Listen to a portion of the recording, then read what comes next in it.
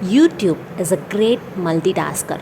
It not only streams video content, it also does tasks that are beyond it.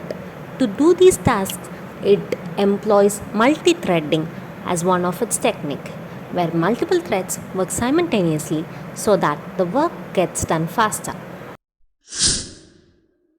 When you are watching a video on YouTube, you would see a sliding panel which recommends new videos to you based on your preferences and history.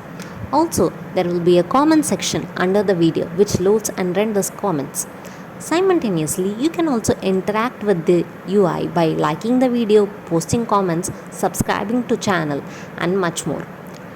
Now, there are a lot of tasks going on beyond just video streaming. So, to handle them, multiple threads are used.